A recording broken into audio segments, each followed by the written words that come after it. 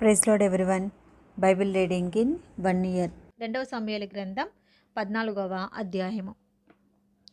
రాజు అబ్షాలోము మీద ప్రాణము పెట్టుకొని ఉన్నాడని సెరూయా కుమారుడైన యోవాబు గ్రహించి తెకోవా నుండి యుక్తిగల ఒక స్త్రీని పిలువనంపించి ఏడ్చుచున్న దానవైనట్టు నటించి దుఃఖవస్త్రములు ధరించుకొని తైలము పూసుకొనక బహుకాలము దుఃఖపడిన దానివలె నుండి నువ్వు రాజునొద్దకు వచ్చి ఈ ప్రకారము మనవి చేయవలెనని దానికి బోధించెను. కాగా తెకోవా ఊరి స్త్రీ రాజునొద్దకు వచ్చి సాగిలపడి నమస్కారం చేసి, రాజా రక్షించుమనగా, రాజు నీకేమి కష్టం వచ్చినని అడిగాను. అందుకు ఆమె, నేను నిజముగా విధవరాలను, నా పెనిమిటి చనిపోయాను. నీ దాసినైన నాకు 2 కుమారులు ఉండరి. వారు పొలంలో పెనుగులాడుచుండగా విడిపించువాడెవడనూ లేకపోయినందున వారిలో ఒకడు రెండవ వాణ్ణి కొట్టి చంపెను. కాబట్టి నా ఇంటి వారందరినూ నీ దాసివైన నా మీదికి లేచి తన సహోదరిని చంపిన వాణ్ణి అప్పగించుము. తన సహోదరుని ప్రాణం తీసినందుకై మేము వాని చంపి హక్కుదారుని నాశనం చేతుమనుచున్నారు. ఈలాగున వారు నా పెనిమిటికి భూమి మీద పేరైనను శేషమైనను లేకుండా మిగిలిన నిపురవను ఆర్పివేయబోచున్నారని రాజుతో చెప్పగా, రాజు నీవు నీ ఇంటికి పొమ్ము, నిన్ను గూర్చి ఆజ్ఞ ఇత్తునని ఆమెతో చెప్పాను. అందుకు తెకోవా ఊరి స్త్రీ, నా ఏలినవాడా రాజా, దోషము నా మీదను నా తండ్రి ఇంటి వారి మీదను నిల్చునుగాక. రాజునకును రాజసింహాసనమునకును దోషము తగులకుండునుగాక అని రాజుతో అనగా, రాజు ఎవడైనను దీనిని గూర్చి నిన్నేమైనా అనిన ఎడల వానిని నా యొద్దకు తోడుకొని రమ్ము, వాడికను నిన్ను ముట్టక ఉండునని ఆమెతో చెప్పాను. అప్పుడు ఆమె, రాజవైన నీవు నీ దేవుడైన యెహోవాను స్మరించి హత్యకు ప్రతిహత్య చేయువారు నా కుమారుని నశింపజేయకుండా ఇకను నాశనం చేయుట మార్పించుదునని మనవి చేయగా, రాజు యెహోవా జీవం తోడు, నీ కుమారుని తల వెంట్రుకలలో ఒకటైనను నేల రాలకుండుననెను. అప్పుడు ఆ స్త్రీ, నా ఏలినవాడవకు నీతో ఇంకొక మాట చెప్పుకొనుట నీ దాసినగు నాకు దయచేసి సెలవిమ్మని మనవి చేయక రాజు చెప్పుమనెను. అందుకు ఆ స్త్రీ, దేవుని జనులైన వారికి విరోధముగా నీవెందుకు దీన్ని తలపెట్టి ఉన్నావు? రాజు ఆ మాట సెలవిచ్చుట చేత తాను వెళ్ళగొట్టిన తన వారి రానియక తానే దోషి అగుచున్నాడు. మనమందరము చనిపోదాము కదా. నేలను ఒలికిన మీదట మరలా ఎత్తలేని నీటి వలె ఉన్నాము. దేవుడు ప్రాణం తీయక తోలివేయబడిన వాడు తనకు దూరస్థుడు కాక ఉండుటకు సాధనములు కల్పించుచున్నాడు. జనులు నన్ను భయపెట్టిరి కనుక నేను దీనిని గూర్చి నా ఏలినవాడవకు నీతో మాట్లాడవచ్చి తిని. కాబట్టి నీ దాసురాలనగు నేను రాజు తన దాసినగు నా మనవి చొప్పున చేయునేమో.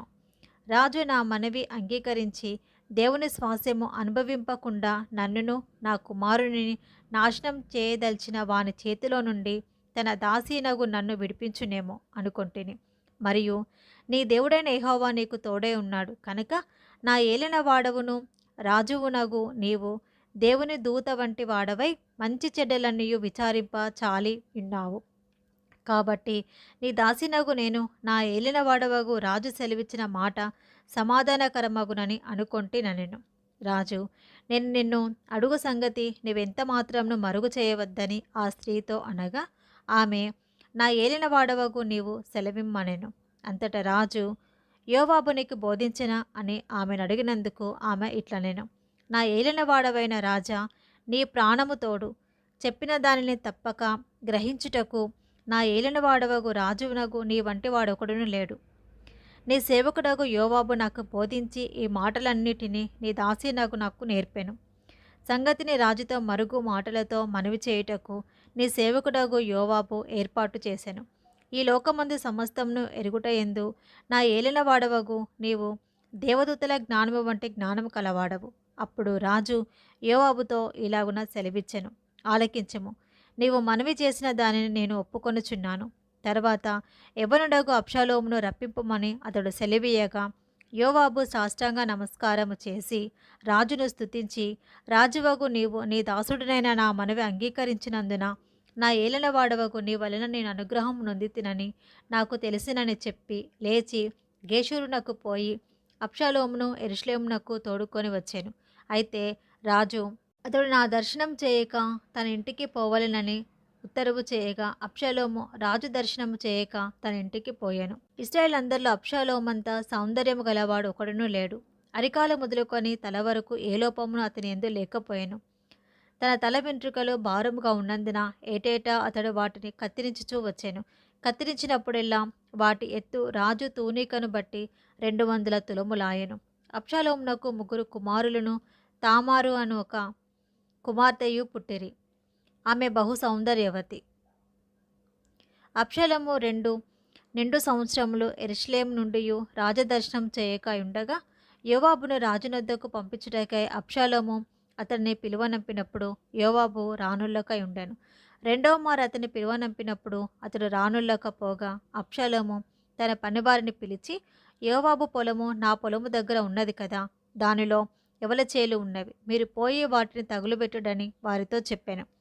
అబ్షాలోము పనివారు ఆ చేలు తగులబెట్టగా యోవాబు చూచి లేచి అబ్షాలోము ఇంటికి వచ్చి, నీ పనివారు నా చేలు తగులబెట్టిరేమని అడగగా అబ్షాలోము యోవాబుతో ఇట్లనెను, గేషూరు నుండి నేను వచ్చిన ఫలమేమి, నీ నచ్చటనే ఉండుట మేలని నీ ద్వారా రాజుతో చెప్పుకొనుటకై రాజునొద్దకు నిన్ను పంపవలనని నేను నిన్ను పిలిపించి తిని, రాజదర్శనము నేను చేయవలెను.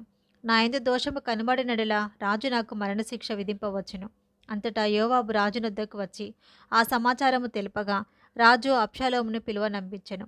అతడు రాజునొద్దకు వచ్చి రాజసన్నిధిని సాష్టాంగ నమస్కారం చేయగా రాజు అబ్షాలోమును ముద్దు పెట్టుకొనెను.